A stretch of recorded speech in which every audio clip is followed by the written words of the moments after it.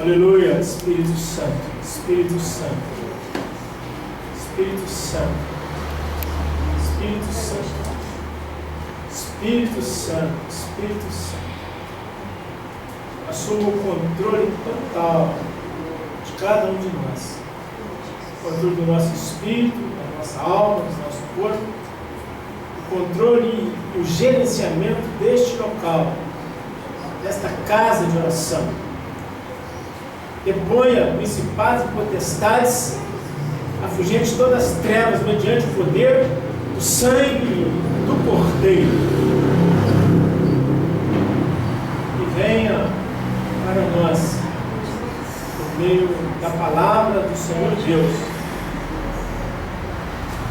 trazendo vida e paz aos nossos corações, revelando-nos as Escrituras sagradas, dando-nos contentamento, dando-nos graça, prazer e boa disposição para praticarmos a vida, para desfrutarmos da vida, para manifestarmos a vida zóia, a vida eterna, a vida divina, a vida que foi derramada em nossos corações por meio do Cristo em ressurreição, que é o Espírito vivificante. Aleluia. Toma, Senhor Deus, toma Deus e Pai, cada um de nós, na palma das tuas mãos, trabalha-te a ti mesmo, no nosso interior, nós te suplicamos humildemente, no poderoso nome de Jesus Cristo. E esperamos e cremos que o Senhor está trabalhando nos 4 cantos da terra, produzindo a noiva do teu filho, a igreja, que é a coluna e esteio da verdade. Visita, Deus, os teus filhinhos amados, os adquiridos com o sangue do teu filho. Preserve-nos para o teu reino celestial. Prepare as nossas vidas, prepare a tua igreja para a celebração da ceia das bodas do Cordeiro, que velozmente se aproxima.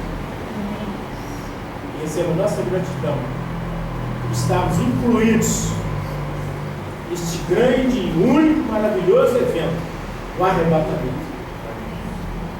Nós oramos e te damos graças. Amém? Amém. Nós trazer uma reflexão aqui, quero falar sobre o lago de fogo e enxofre.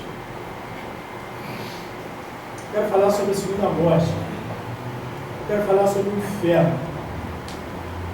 Eu quero falar do compromisso em amor que nós temos para com o Senhor Deus e para com os homens, para exercitar a nossa vida em Cristo, para que o máximo de pessoas eles sejam libertos da segunda morte, para que eles sejam libertos do lago de fogo e enxofre. Então a primeira coisa que Deus falou no meu coração é que nós precisamos primeiro conhecer o amor com o qual nós temos sido amados, para que nós conhecêssemos a preciosidade da nossa salvação. A salvação é resultado exclusivo do amor de Deus. Nenhum de nós buscávamos pela salvação. Nenhum de nós. O Senhor é peremptório, não foste vós que me escolheste. Deus mente. Mas eu vos escolhi a vós. A salvação é algo exclusivo do amor, da misericórdia, da vontade de Deus. Não tem explicação. E é uma coisa que vem desde a eternidade, antes que houvesse os céus e a terra. Deus já tinha nos elegido, nos escolhido no seu amado Filho Jesus Cristo e nos predestinado para a salvação. Quando nós vamos entender estas verdades, eu vou depois abrir a Escritura, tudo isso que eu estou falando. O nosso coração é tomado também de um amor o apóstolo João escreveu: nós o amamos, porque ele nos amou primeiro. Quando nós vamos entendendo o amor pelo qual nós somos amados, nós não temos outra resposta senão amá-lo também, de todo o nosso coração, de toda a nossa força, de toda a nossa alma, de todo o nosso entendimento. E nós então nos submetemos a este amor, que o apóstolo Paulo disse que o amor de Cristo nos constrange. Então a igreja é movida pelo amor. A igreja é o combustível que move a igreja, o motor da igreja é o amor, é a misericórdia. E ele então manifesta-se através da oração, através do jejum, através da pregação da palavra, através das boas obras que Deus preparou para que nós andássemos nela. Amém? Espero que o Espírito Santo possa ter o controle de nós. Eu preciso falar também sobre as leis de Deus, são leis de amor, e também falar sobre a compaixão de Deus. Jesus falou muito intensamente acerca do lago de fogo e enxofre, sobre o inferno. Ele explicou isso em questão grande parte, mas ele não está jogando coberta fora não, porque no trecho que nós lemos aqui em João 3:17, porque Deus enviou o seu Filho ao mundo não para que condenasse o mundo, mas para que o mundo fosse salvo por ele. Então Jesus não veio à terra para condenar os homens, ele veio livrar os homens da condenação, livrar os homens da morte, livrar os homens do pecado, de Satanás, livrar os homens da segunda morte, que é o lago do fogo e enxofre. Então Jesus, os homens não sabiam o que era o lago do fogo. Deus falou para Adão: dado o conhecimento do bem e do mal, dela não comereis, porque no dia que dela comerdes, certamente morrerás. Então, essa sentença, ela parece simples, mas ela tem um envolvimento todo conclusivo. Ela encerrou toda a obra da primeira criação debaixo de uma maldição, porque Deus havia posto Adão por cabeça de todas as coisas criadas. Ele era o dominador de tudo estava sob a autoridade de Adão. Agora Satanás conquista Adão e conquista tudo aquilo que Deus tinha posto na mão de Adão. Então, quando Jesus falou para Adão que ele ia morrer, era muito mais do que às vezes o sujeito fechar os olhos e cair dentro do sepulcro. Aí Jesus veio agora elucidar aquela palavra de certamente morrerás. O que é a morte? O que é a separação de Deus? E como que o homem pode agora voltar para Deus, adquirir a imagem e a semelhança, receber a natureza de Deus e receber o novo céu e a nova terra por habitação eterna. Bem? Então nós precisamos estar bem claros sobre a grandiosidade da obra de Deus por nós. O amor foi o motivo pelo qual Deus veio a nós, por meio de seu Filho unigênito, o Verbo, que se fez carne e armou o tabernáculo entre nós. A Bíblia diz que no princípio era o Verbo estava com Deus, e o Verbo era Deus. Já pensou que posição? E agora o Verbo se fez carne, o Verbo tornou-se carne, armou o tabernáculo entre nós. E vimos a sua glória como a glória do unigênito Pai, cheio de graça e de verdade. Ele que estava com Deus, ele que era Deus, era absoluto no universo, santo, majestoso. Ele agora resolve vestir-se de humanidade para tirar o homem que crê da morte. Isso é por amor. Deus amou o mundo de tal maneira. Esse de tal maneira aí, ninguém consegue explicar esse de tal maneira. Esse de tal maneira tem a dimensão, tem a largura, o comprimento, a altura e a profundidade que só Deus conhece. Por que isso? De tal maneira que ele alcança o homem em quaisquer lugares, em quaisquer fraqueza, em qualquer iniquidade, em qualquer perversidade. Quando a gente olha para a vida do rei Manassés, um perverso rei de Israel, que botou um ídolo dentro da casa de Deus, Deus meteu no cativeiro, ele se arrependeu e Deus restaurou Manassés. Quantos pontos de homem? Pedro negou Jesus 3 vezes, todos os apóstolos abandonaram o Senhor Jesus, mas quando ele ressuscitou, as mulheres foram encontrá-lo na boca do sepulcro, em ressurreição. Ele vai dizer aos 12 discípulos que eu vou adiante deles para a Galileia. E lá ali ele os encontrou e disse: Pai, Senhor convosco. Havendo disso, soprou sobre ele e disse: recebeu o Espírito.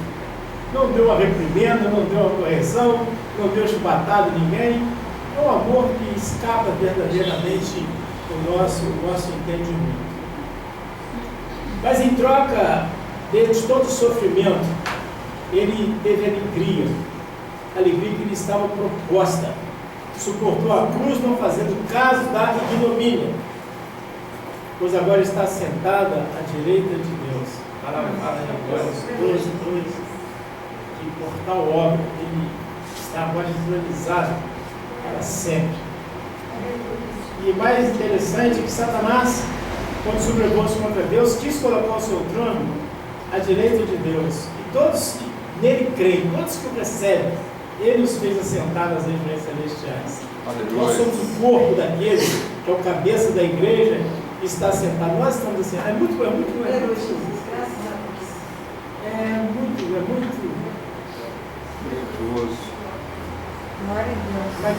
Eu fico assim, atento.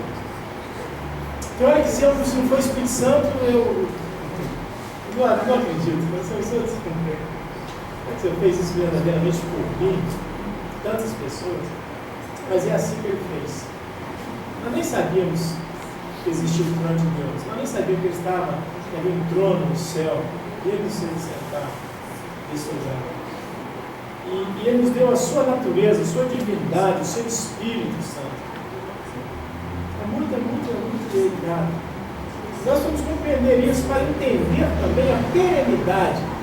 Eu passava conversava com o pastor nossa semana, peguei uma matéria no Facebook dele, eu dei a resposta, eu fiquei dando uma parte aí. Não aceite nada que questione a perenidade da sua salvação.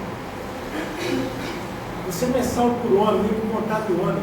Você não é salvo condicionalmente, você é salvo incondicionalmente. Você é salvo por mérito.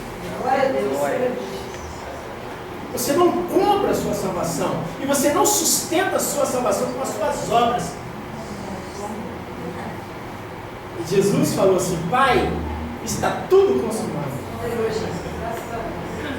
O diabo tenta, eu vejo ilustres homens aí, pregadores, eles não querem, porque se for pela minha obra, já não é mais pela graça. É salário, é pagamento. Se for pelo que eu faço, Deus está obrigado a me dar a salvação. É um pagamento que Ele está me conferindo, se for pelas minhas obras. Mas é pela graça sois salvos, mediante a fé. Isso não vem de vós, é dom de Deus. Não vem das obras. Nunca coloca suas obras na salvação. Eles misturam a obra com a salvação.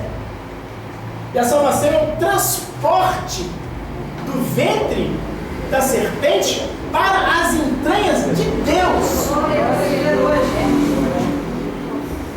A nossa vida está oculta com Cristo em Deus. Deus, através de Jesus, nos tirou do ventre da serpente e nos transportou para as suas entranhas. Você, humanamente, você está nessas cadeiras, mas espiritualmente, todos nós estamos nas entranhas, no interior de Deus. Agora eu quero te fazer uma pergunta, ou a qualquer teólogo, a qualquer homem, a qualquer demônio, a qualquer anjo. Tem algum poder no universo que pode tirar qualquer um dos que estão postos em Cristo Jesus e escondidos nas entranhas de Deus? Qual é o poder que pode vulnerar este lugar? Deus pode ir em qualquer lugar. E foi nas entranhas do dragão onde nós estávamos. Ele desceu às regiões mais profundas e tomou a chave do inferno da morte da mão de Satanás. Disse: onde está a morte, a tua vitória, está o inferno, a tua opinião. Agora, pode alguém daqui passar para lá? É impossível.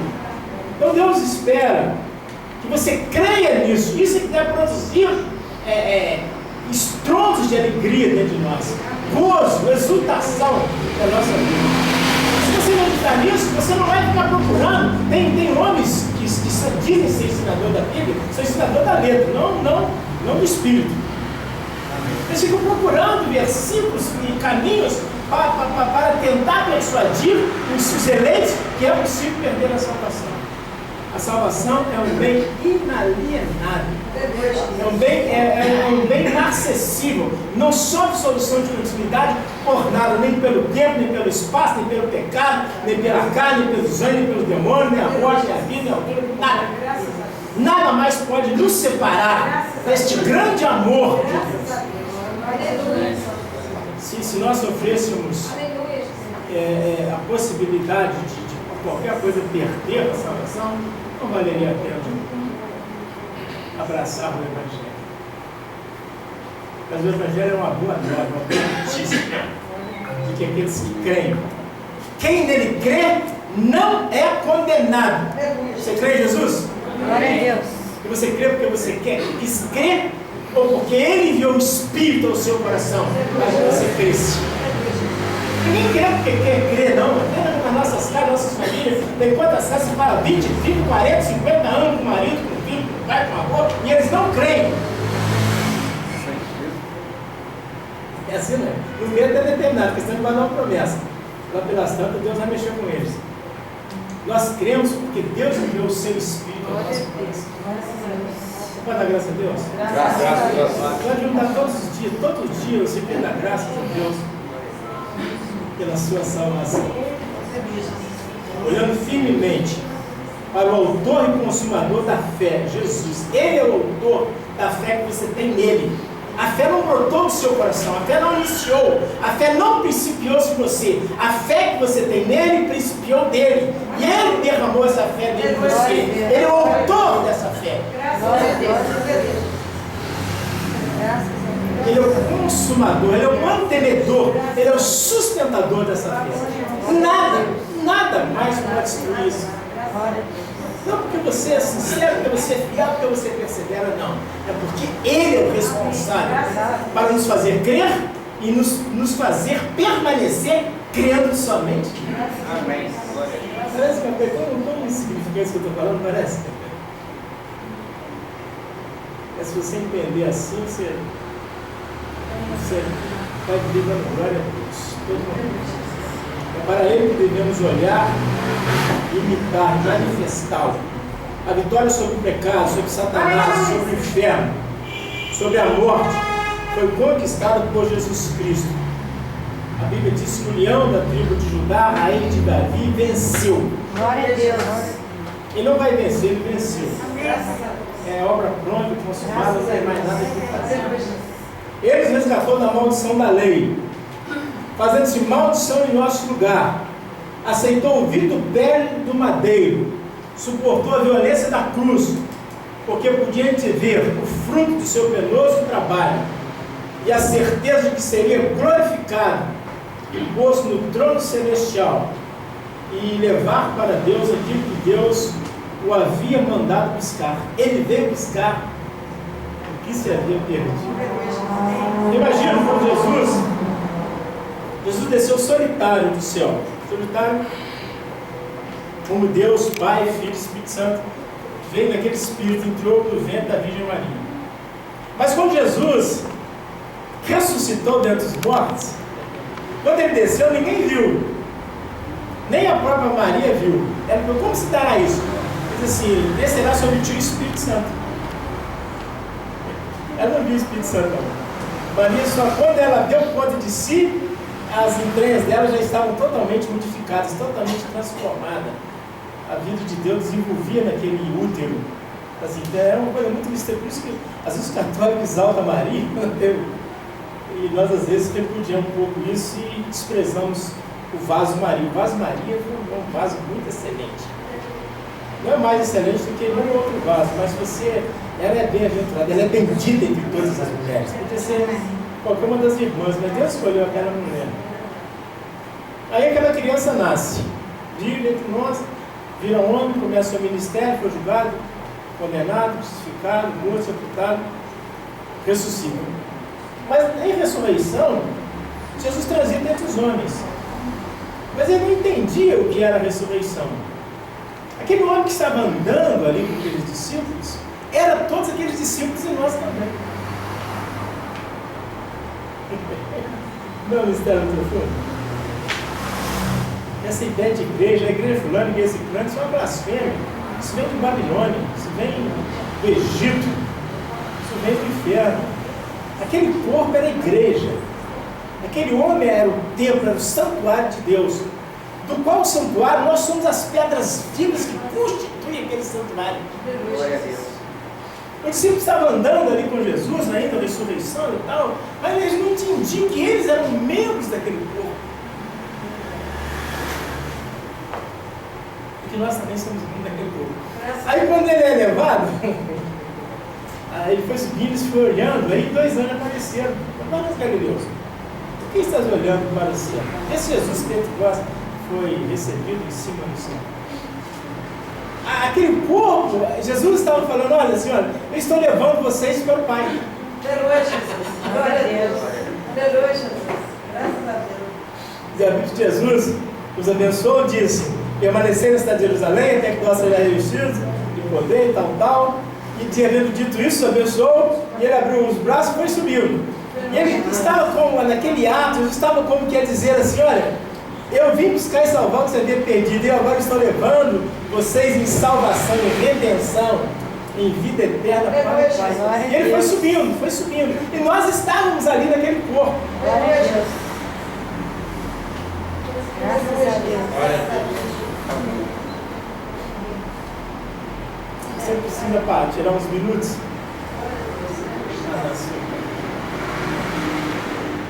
Pensar nisso. A salvação é isso. Ele já nos levou para o Pai. Glória a Deus. Ele falou assim, eis aqui os filhos que me deste. Ele não fala assim para Deus? Ele fala assim, eis aqui os filhos que me deste. Nós estávamos nas trevas. Nós estávamos mortos em delitos e pecados. Mas Deus nos deu vida juntamente com Ele. Deus nos vivificou. Deus nos ressuscitou. E Deus nos acolheu. Jesus desceu sozinho, mas Ele não subiu só. Ele subiu com a multidão dos que estavam antes dele, dos que estavam naquele período que Ele estava conosco, e de todos aqueles que, segundo a sua palavra, ainda pelo 1000 e tantos anos para frente, ainda homens entrarão no corpo de Jesus. A salvação é isso.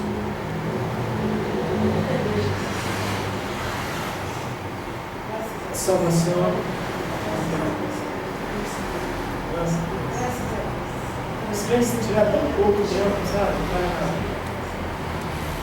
para meditar sobre o que é a vida eterna, o que é a vida de Deus. E ele nos levou para um lugar, irmãos, que alguns homens já foram, já tiveram visões de arrebatamento. Mas o apóstolo Paulo disse que ele viu coisas que não era lícito dizer aos mortais. Nós não suportamos. E João, na visão do Apocalipse, João também ficou atordoado, porque ele ficou confuso. Só nas visões dos anjos, 2 vezes o João, preenchido do Espírito Santo, quis adorar o anjo. O anjo falou, não faça as tal, eu sou cristão de Deus. E digo, adora a Deus. Então tem coisas que estão reservadas para nós, em decorrência da salvação que Jesus proveu por nós, e só o futuro nós vamos poder experimentar isso. E Deus se alegra quando nós nos alegramos da salvação que Ele esclareceu através da pessoa de seu Filho, Jesus Cristo.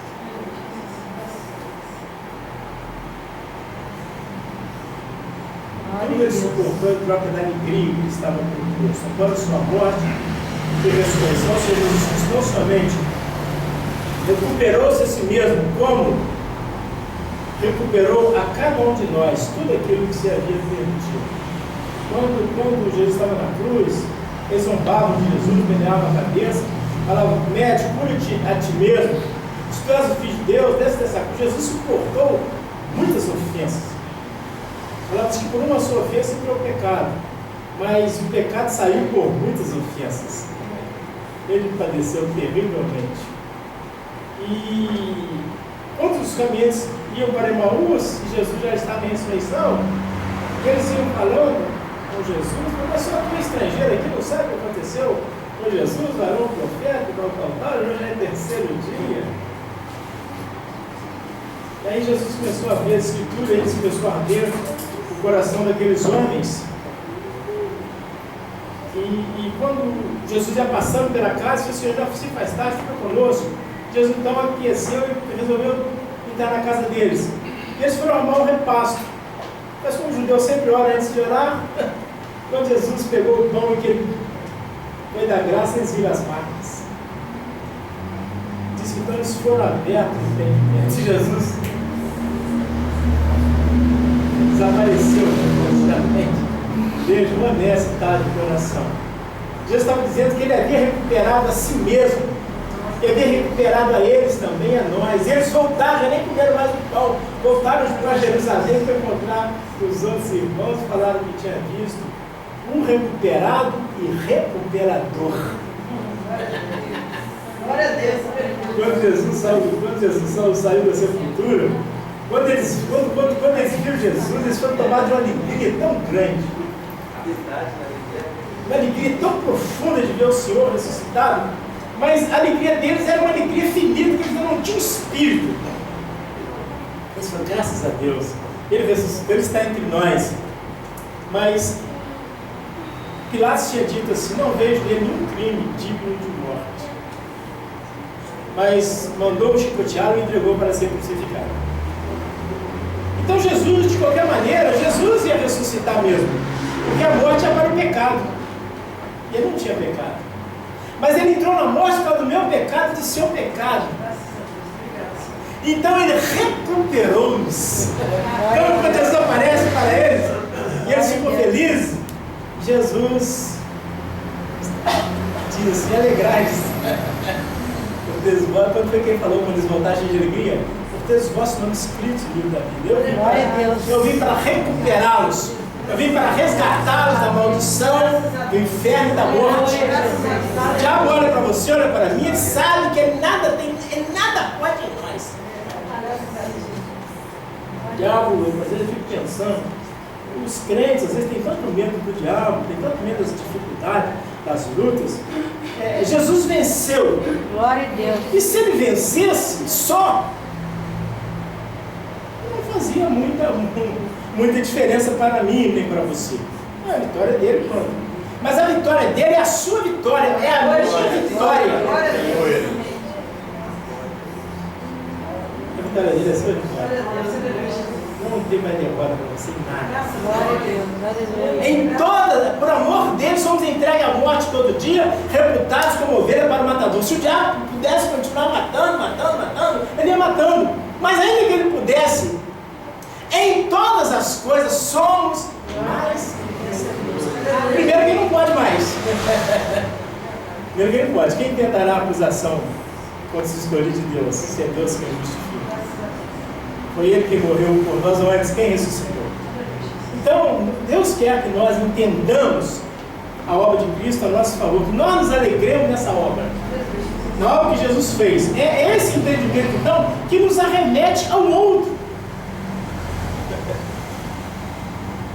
Para que Deus também possa revelar-se a Ele e tirá-lo também da zona de conflito, de ruína e de perdição.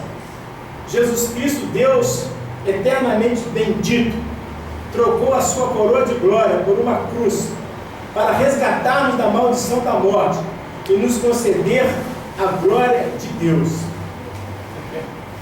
Nós éramos pó. E Jesus diz agora, vós sois a luz do mundo. Glória a Deus. A Bíblia diz que nós éramos filhos das trevas, mas agora nós resplandecemos como o aço do mundo. Nós estávamos mesclados com Satanás. Agora Jesus diz, dei-lhes a glória que me deste, aquela glória que tinha contigo antes que o mundo existisse. João 17, 22. Você está entendendo? Então agora, diante de Deus, só tinha um coroado. Agora João viu os 24 anciãos, os 12 apóstolos do Cordeiro e os 12 patriarcas. E uma multidão que não se podia contar, com coroas e palmas na mão. De toda a tribo, de toda a língua, de toda a raça. Já pensou? O reino de Deus é um reino que só tem reis. Só tem reis. A Bíblia diz que ele constituiu homens de toda a raça, tribo e nação e os fez reis e sacerdotes para Deus. Louvado seja o nome do Senhor. O Senhor Jesus Cristo se humilhou a tal ponto de lavar os pés de Judas Iscariotes que o traiu. mas resoluto seguir o caminho do golpe, para nos resgatar do cativeiro do diabo, isto é, do pecado e da morte.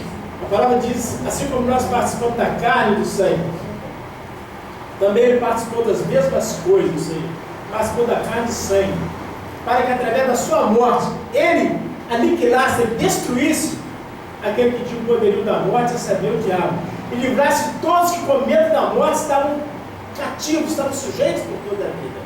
Então nós não estamos mais sujeitos ao diabo, porque nós estamos libertos do cativeiro, nós estamos libertos do pecado, nós estamos libertos da morte.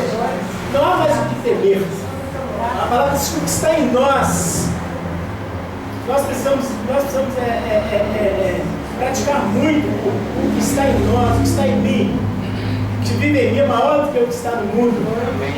Eu falava com um rapaz essa semana, evangelizava, e ele me crê em Jesus, mas estava debilitado, esbarrou nas drogas.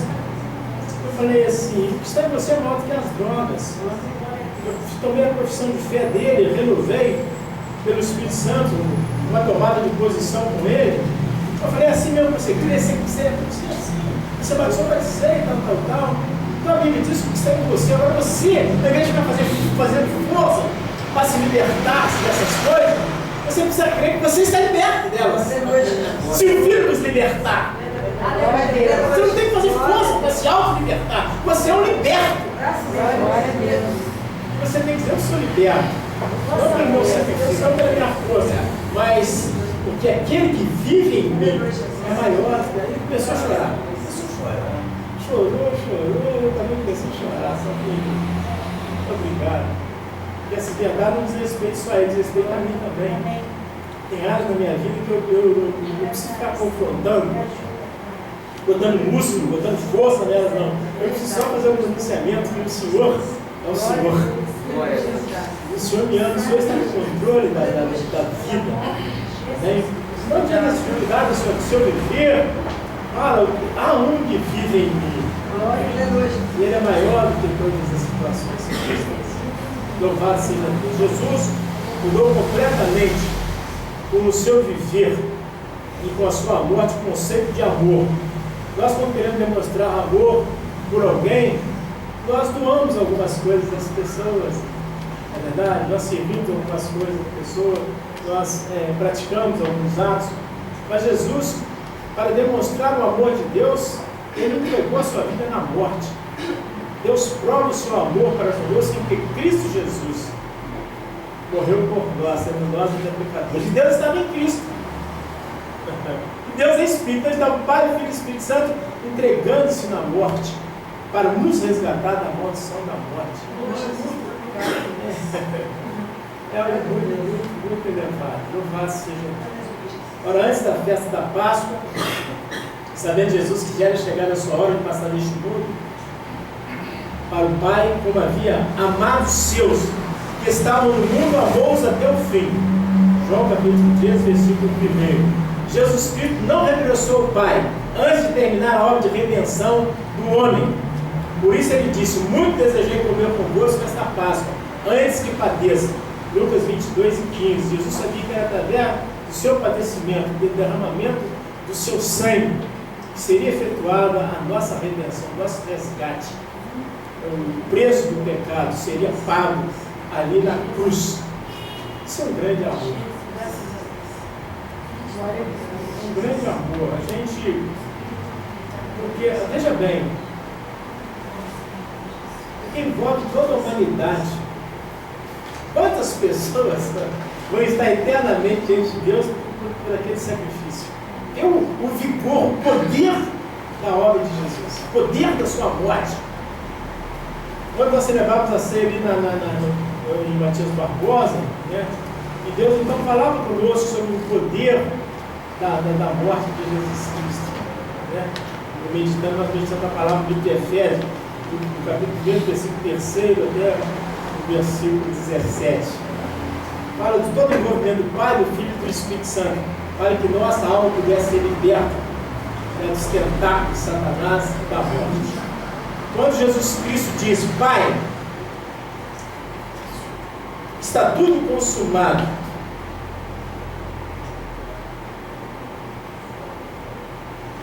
verdadeiramente cumpriu-se a palavra quando que Deus disse que o amor de Deus está derramado em nossos corações pelo Espírito que nos tem dado.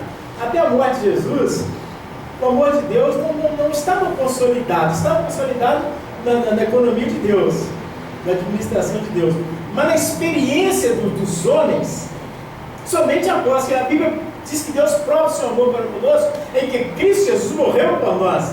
Então, naquele exato momento da crucificação e da morte, consolida ninguém mais, você não tem o direito de duvidar do amor que Deus tem por você. Você pode duvidar de quaisquer coisas, de qualquer coisa, embora não é bom duvidar de muitas coisas que a Bíblia diz que quem duvida perde. Mas uma coisa que nós não podemos duvidar é que Deus nos ama. Amém. Glória a Deus.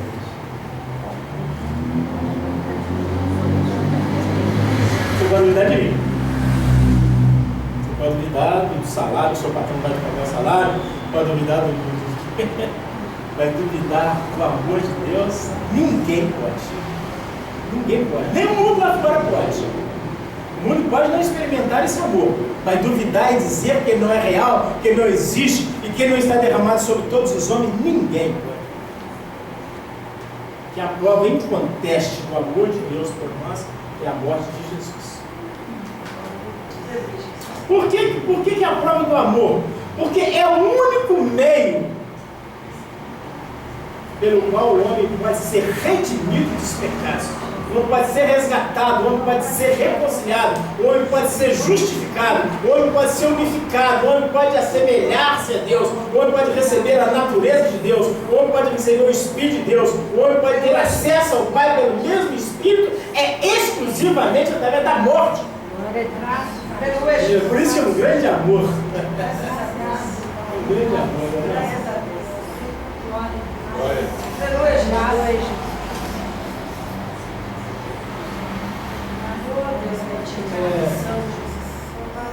Não é bom a gente fazer inimigos. Às vezes quando a gente tem dificuldade de relacionamento, a coisa mais saudável é quando você tem uma relação que foi partida, foi arranhada, restaurada, né? Dá alegria da gente quando a gente faz com o Espírito Santo. A Bíblia diz que nós éramos inimigos de Deus. E nós somos reconciliados, nós nos tornamos amigos de Deus. Jesus fez questão de dizer que ele não nos chama de servos. Há uma relação de servo, de serviço, tal. Mas na relação íntima, você não é servo, você é amigo de Deus. Você é amigo de Deus. E todos nós temos na nossa experiência, ainda que humano, ainda que frágil. Você é bom ter amigo, né? Uma pessoa a quem você pode ir a ele e contar uma necessidade, ou pedir um favor, e ele não te dá uma resposta. Às vezes não te dá uma resposta segundo você espera, mas ele te dá uma resposta, ele te dá atenção, você sabe que aquela pessoa te ama, sabe que aquela pessoa, se fosse possível tirar até os olhos dele para te dar, ele te daria. Agora eu não estou falando dessa relação, eu estou falando de uma relação de amizade com Deus. Não nos chamamos servos, nós nos chamamos amigos. O que você tem feito desse amigo? O que você faz desse amigo? Nós precisamos, irmãos, praticar a palavra de Deus. Você sempre leva um amigo para comer na sua casa, para tomar um lanchezinho com você, tomar um cafezinho, comer uma pizza. Não é verdade? Você sempre conversa com o seu amigo, você sempre leva o seu amigo para uma festa, você convida ele. O que você tem feito desse amigo? Você tem convidado ele para as suas coisas íntimas? Para as suas... Nós achamos que a nossa relação com Jesus é só uma relação de congregação. Não, você precisa desenvolver um relacionamento amigável com Jesus, andar com Jesus, falar dos dramas da sua vida, das coisas que apertam o seu coração, das coisas que te alegram, falar do seu marido para Jesus, falar da sua esposa para Jesus. Você fala da sua esposa para Jesus, fala da sua esposa para Jesus, fala do seu filho para Jesus. Senhor, muito obrigado por esses filhos. Hoje eu estava olhando a Jaelzinha lá em casa, sabe? Eu falava assim, nossa, sabe como Deus é bom na nossa vida, essas crianças, Deus de Deus. A força vem de Deus. O prazer, o gozo, a vida sexual, a vida emocional, a vida sentimental, a comida, o vestimento, a casa, tudo vem de Deus. Espírito Santo, eu quero te agradecer, Senhor Jesus, porque o Senhor, isso aqui é puxando amigos. Você, as mulheres, elas são um pouco mais veementadas do que nós humanos. Eu tenho um pouco de dificuldade de abrir o seu coração. As mulheres conversam mais umas com as outras, as coisas íntimas, o coração delas são mais delicados que o nosso. Mas nós devemos usar o nosso coração também como mulher do cordeiro. Deixa de ser homem, deixa de ser macho e fêmea por uns instantes e transforme-se numa fêmea do cordeiro, uma mulher do cordeiro. Fale com Jesus, o seu amigo, as suas inquietações, agradeça a Ele as coisas que Ele te tem dado, peça a Ele perdão para aquelas picuinhas, pelos reclames do pimpim, pela queixa. Isso, o amigo é íntimo. Jesus diz assim, porque o servo não sabe o que faz o seu senhor, mas o amigo sabe. O amigo sabe. Então, ele conhece tudo. O Espírito Santo, que é o Cristo em ressurreição que vive em nós, conhece tudo. Não é verdade? Mas nada melhor, nada mais prazeroso para Jesus do que ele ouvir a sua declaração de amor, o seu voto de carinho, que você diz, Senhor, eu quero te reconhecer, não como meu Deus, eu sei que tu és meu Deus, não como meu pai, eu sei que tu és meu pai, mas agora eu quero transar uma relação contigo de amigo. Quero ir contigo ali na praça, quero passear, eu quero agradecer pelo sapato, quero agradecer pela roupa, eu quero levar o Senhor comigo na padaria.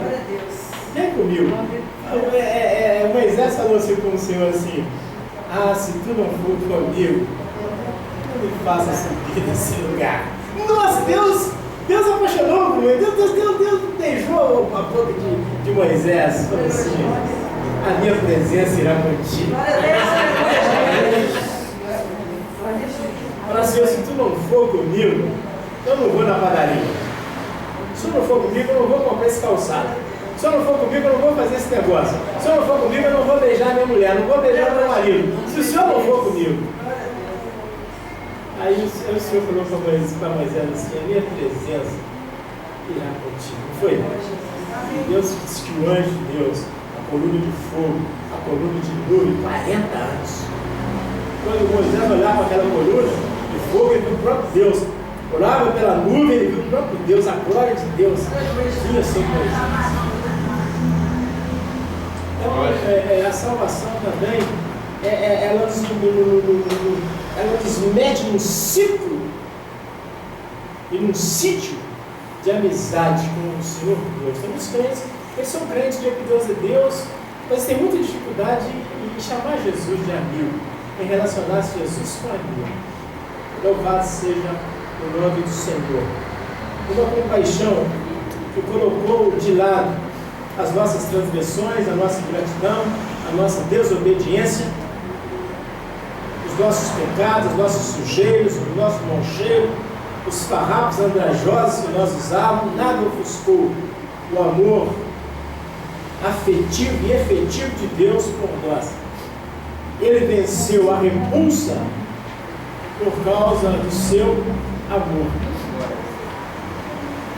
Nós temos muita dificuldade no amor. As pessoas que mais precisam ser amadas são aquelas pessoas que mais temos dificuldade de amá-las. Eu sempre falo isso. Jesus, quando veio para nós, lá em Ezequiel 16, eu vou ler essa palavra. Louvado seja Deus. Eu lembrei agora essa palavra aqui. Jesus, quando veio a nós, nosso estado era um estado muito lamentável. E olha o que a palavra de Deus diz.